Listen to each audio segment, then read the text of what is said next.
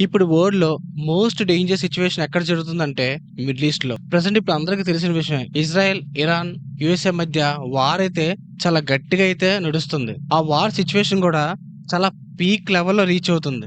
దానివల్ల ఏంటంటే oil prices అనేది పెరిగిపోయాయి.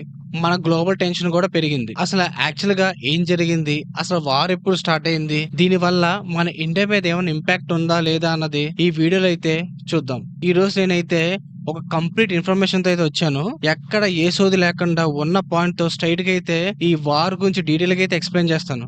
ఈ వీడియోని మీరు ఎక్కడ స్కిప్ చేయకుండా చూడండి. అసల ఇరాన్, ఇజ్రాయెల్ మధ్య కొన్ని కాన్‌ఫ్లిక్ట్ ఇష్యూస్ అనేవి చాలా సంవత్సరాలుగా అన్నవి నడుస్తూనే ఉన్నాయి. దీని తాలూకా మెయిన్ రీజన్ ఏంటంటే ఇరాన్ అనేది హెజ్బోలా అనే గ్రూప్స్‌కి సపోర్ట్ చేస్తుంది. అలాగే ఇజ్రాయెల్ ఏమనుకుందంటే ఇరాన్ వల్ల వాళ్ళకి కొన్ని డేంజర్ థ్రెట్స్ ఉన్నాయని చెప్పేసి వాళ్ళు ముందుగా ఊహించుకున్నారు. అండ్ మెయిన్ బిగ్గెస్ట్ ఇష్యూ ఏంటంటే ఇరాన్ అనేది న్యూక్లియర్ వెపన్స్ డెవలప్ చేస్తుందని ఇజ్రాయెల్‌కి ఒక సస్పీషియస్ నోట్ అయితే ఉంది. అందుకే ఇది ఓన్లీ ఇజ్రాయెల్‌కే కాదు యూఎస్‌కి కూడా దీని మీద ఒక మెయిన్ కన్సర్న్ అయితే ఉంది.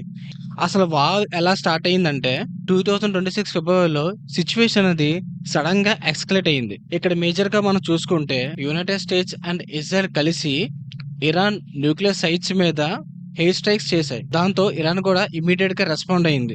మిసైల్స్ అండ్ డ్రోన్స్ తో యుఎస్ అండ్ ఇజ్రాయెల్ మీద అటాక్ చేసింది. దీని ద్వారా మనకి ఫుల్ స్కేల్ కాన్ఫ్లిక్ట్ అనేది ఈ యుద్ధం అనేది స్టార్ట్ అయింది అనమాట.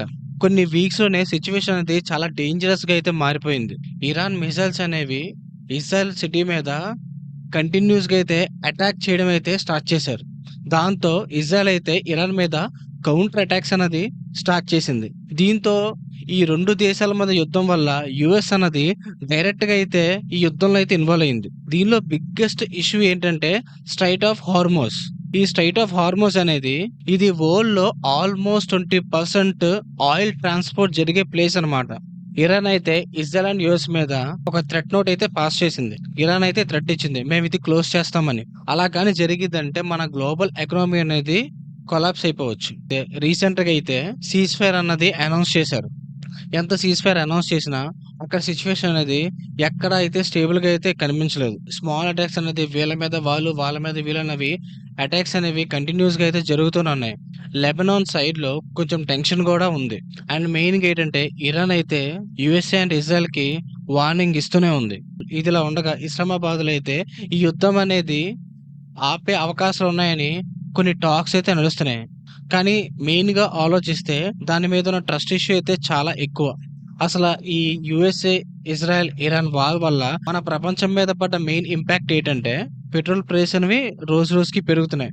ఎకనామీ అనేది గ్రాడ్యువల్ గా డిక్రీజ్ అవ్వచ్చు. గ్లోబల్ వైడ్ గా మనం చూసుకుంటే ఆయిల్ క్రైసిస్ రిస్క్ అనేది ఉంది. స్టాక్ మార్కెట్స్ అనేవి డౌన్ అయిపోవచ్చు. వార్ ఎక్స్పాండ్ అవ్వచ్చు అనే భయం అయితే ఉంది. ప్రెసెంట్ మన ఇండియా పొజిషన్ ఎలా ఉందంటే ఇండియా అయితే కేర్ఫుల్ గా న్యూట్రల్ పొజిషన్ అయితే మెయింటైన్ చేస్తుంది. మెయిన్ గా దానికి కారణం ఏంటంటే ఇరాన్ తో మనకి కొన్ని ఆయిల్ రిలేషన్షిప్స్ ఉన్నాయి. అలాగే ఇజ్రాయెల్ తో మనకి డిఫెన్స్ రిలేషన్షిప్స్ ఉన్నాయి. సో దీని ప్రకారం చూసుకుంటే మన ఇండియా అనేది ఈ రెండు దేశాల మధ్య బ్యాలెన్స్ అనేది మెయింటైన్ చేయాలి. నెక్స్ట్ ఏం జరుగుతుందని ఆలోచించుకుంటే దీనిలో అయితే ఒక 3 పాసిబిలిటీస్ ఉన్నాయి.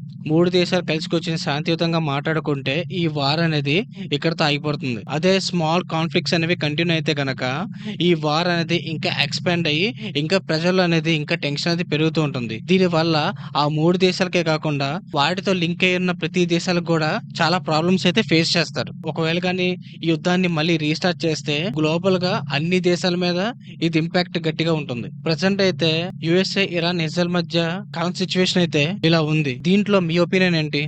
వార్ అనేది స్టాప్ అవుతుందా లేదా ఇంకా జరుగుతుందా? మీరు ఇప్పటిదాకా ఈ వీడియో చూసారంటే ఈ వీడియో మీ అందరికి నచ్చింది అనుకుంటున్నాను. ఈ వీడియో కనుక మీకు నచ్చినట్టయితే లైక్ చేసి, షేర్ చేసి మన ఏడియం టాక్స్ ని సబ్స్క్రైబ్ చేసుకోవడం మాత్రం మర్చిపోకండి. మరో ఇంట్రెస్టింగ్ టాపిక్ తో మీ ముందుంటాను. Until then stay tuned to ఏడియం టాక్స్.